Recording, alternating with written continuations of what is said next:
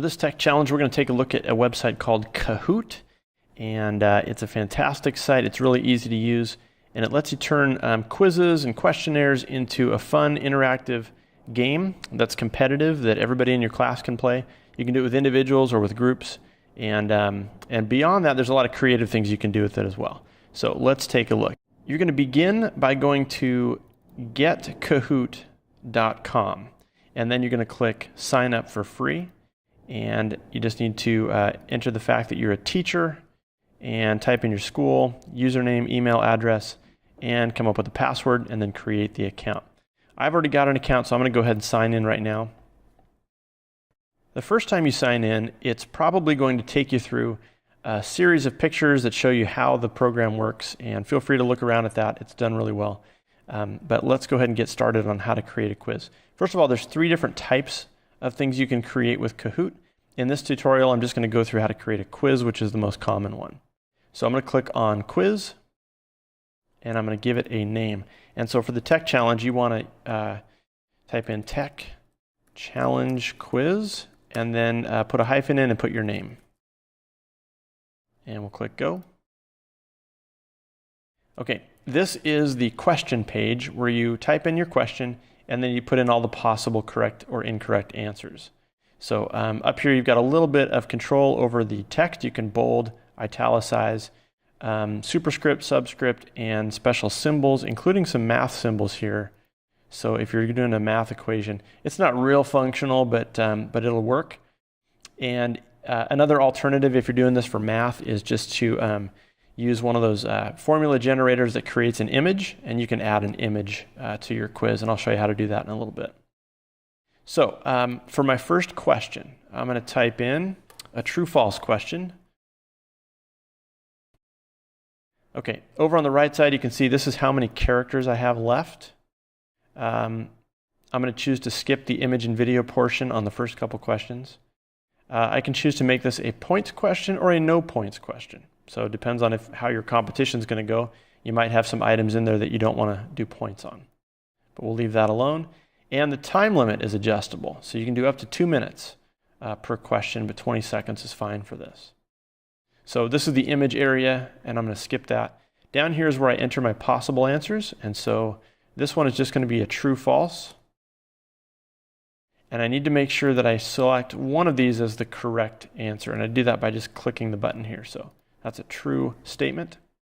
The number that you see next to the correct and incorrect buttons, that's how many characters you have left for your answer choices. So you have 60 characters you can use up for your answer. This is true-false. If I move on, these 2 will get deleted, and that's fine. You can also subtract them with the little minus button there. You can have anywhere between 2 and 4 questions, or 2 and 4 answers per question. And that's basically it. If you stop here, you could make quizzes and go for it. Question, whether it's worth points, set a time limit, and then give yourself some possible answers. Mark one of them as correct, and you're good to go. At the bottom of the screen, there is a navigation bar to move between all your questions. As we add questions to our quiz, this will increase. There'll be 1, 2, 3, 4 numbers here. On the right side, you've got options to add another question, duplicate the current question, cancel out of it, or save and continue. Don't click that one until you're done entering questions. Save and continue means we're ready to move on to the next phase of packaging this quiz up. So if you want to add the next question, we'll click Add Question. Okay, for this one, I'll do a multiple choice. And we'll leave everything else alone. We're going to skip images and videos again. It's a points question. 20 seconds is fine. And so the possible answers are 7, 3. I'm just hitting tab to jump in between each answer here. 2 and 4. And the correct answer is 3. And that's it. Move on to the next question. For this one, I'm going to use an image as part of the question.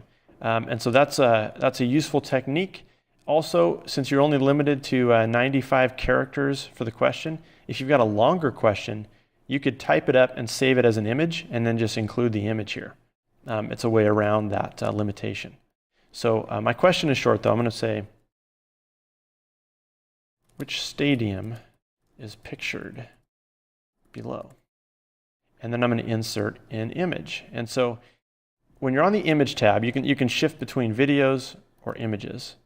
They have this kind of section here where you can add images from their winter games theme, I guess. So if you have winter questions, I guess you could use those, but that's kind of a limited scenario. So down here in the gray area, you can either drag and drop an image from your desktop, or you can click the Choose File button and locate one on your computer. So I'll click that.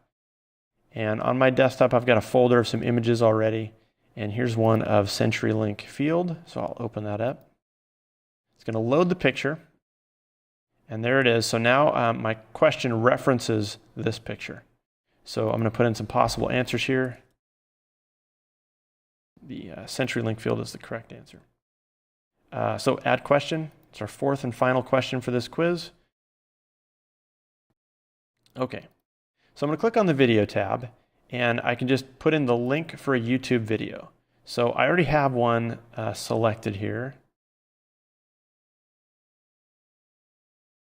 And so on any YouTube video, you click the share button, and you'll get the option here. I'm going to copy that with Command C. Go back to my Kahoot quiz page, and I'll paste this in with Command V. You have the option to start and stop at a particular number of seconds. So that's an option if you just want to use a small portion of the video. And so if you're not familiar with this video, there's a punter for the Rams who took a cheap shot on one of the Seahawks players, and on the next time he punted, a couple of the players got after him, and it's kind of a funny little clip. So I'm going to put in the answer. The correct answer is Johnny Hecker is his name. And the other possibilities are, okay, and we're going to go ahead and accept any one of those as a correct answer. Okay, that is it. So I'm going to click Save and Continue because I am done entering my questions. And so we move on. On this page, I get a chance to see the questions, and I can reorder them if I want to. And it's just kind of a preview of what the order is going to be. And so that's fine. We'll click Save and Continue again. And now I need to change a couple settings. So you can set a default language. You can set the privacy settings, private if you don't want it available to the general public, but public is fine. Primary audience, you have to select something here, so I'm just going to put school. You can add a description of your quiz if you want to. You can put tags so it's searchable. Kahoot has thousands of pre-made quizzes and games that you can search and find. So whatever subject you're trying to introduce or play a game with, there's probably a quiz already made that may work for you. So it's worth taking a chance and searching for one. You can choose to set a difficulty level, and we'll leave that alone. So I'm going to click Save and Continue. And now we have the option to give your quiz a cover image. Again, it's optional, doesn't matter. But I will choose a file so that you can see where this shows up. And here's an image that just says quiz. And we'll load that up. And we'll click Done.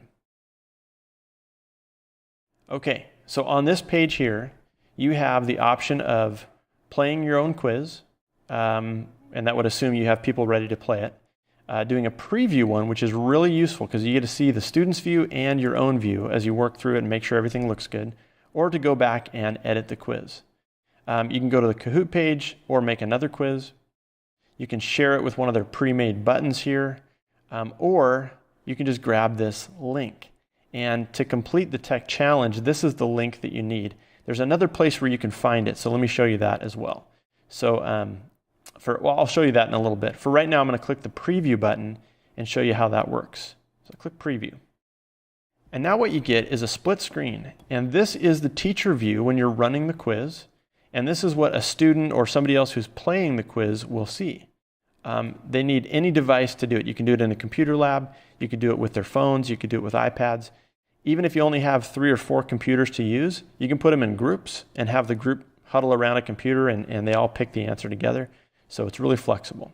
The students don't need to create any account to use it. You can literally give them the game PIN, which is just a little 6-digit code, and they're ready to play. So I have some options to choose here. Do I want to display the game pin throughout? That's fine to leave on it. Minimized intro instructions, we'll leave those off.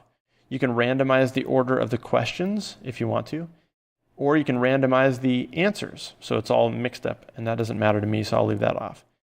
Play music while waiting. It's kind of fun to have the music on, so that's fine. Under the advanced options, it will automatically move you through the questions. You probably want that off because you never know when a student has a question or you have to clarify something. So if you have that on, the quiz keeps on going even if you need to take a break, so that's hard to deal with.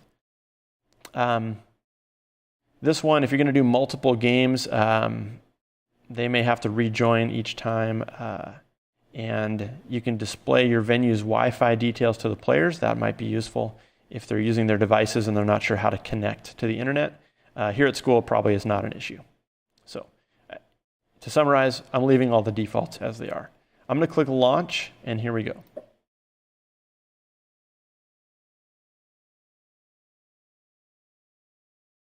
Okay, you hear the music playing. I'm going to turn down my volume here.